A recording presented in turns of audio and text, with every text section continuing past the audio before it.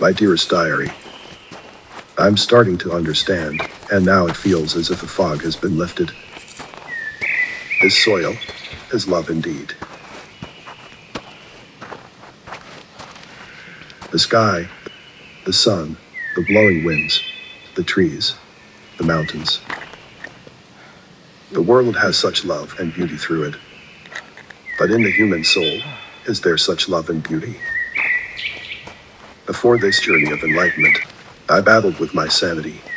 Now I see, in this accursed world, are there any sane humans amongst us? Or are we all the same, equally ignorant? Do we have any idea what it takes to love? And do we understand the meaning of being loved? What is our life's purpose? Is it only to be tested and endured? As we fight amongst each other, we destroy more of this world, when we should be focused on finding that which is lost. Knowledge.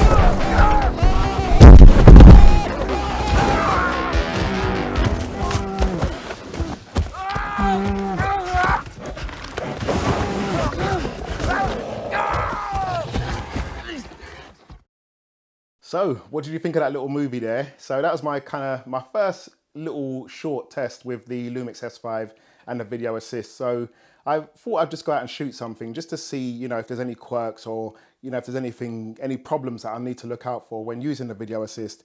And it was pretty much a good experience.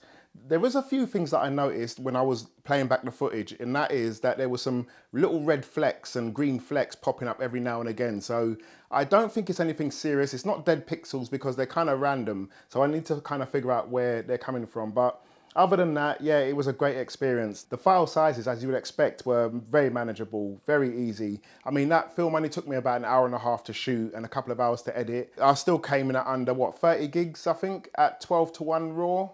Yeah, 12:1 RAW at 5.9K. So it done really well, and I really enjoy this, using this 12G with the S5.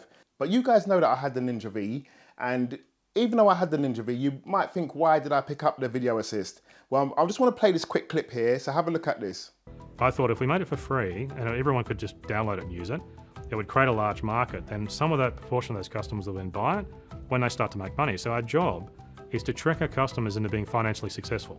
But where we actually make money is we sell control panels, like big color correction panels and capture cards and a whole bunch of different products that, that work with DaVinci, editor keyboards and things like that. If you get good enough, you start sort of wanting some of those things, and then as you start to succeed, move up the scale, and then we start to get some payback. It's a long-term investment, So you heard what Grant Petty said there, and technically, you know what, you can't argue with the guy.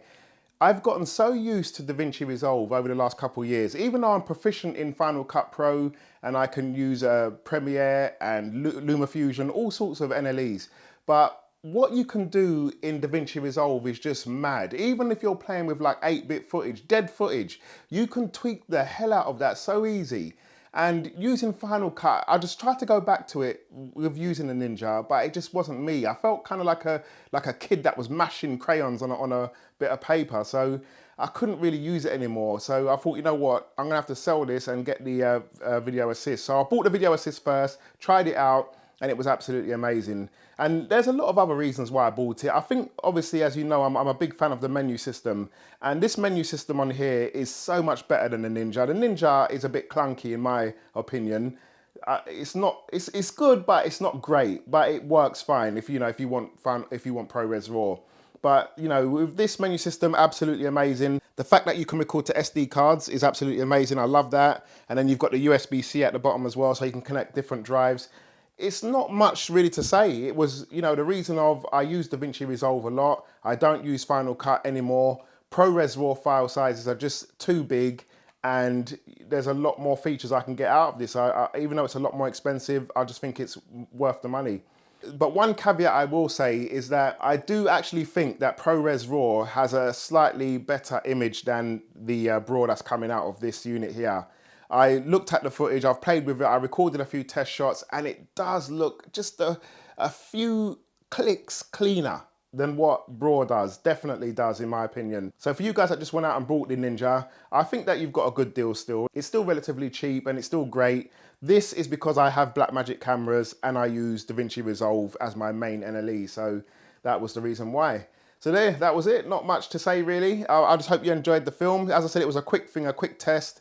And hopefully I can do, you know, much better productions, bigger productions, much cleaner looking productions, but we'll see how it goes in the future. So guys, thanks for watching, take care. Any questions, as you know, leave them down below and I'll try to get to every single one. I'm missing a lot lately, but hopefully I get to them at some point. So thanks guys for watching, take care, and I'll see you on the next one later.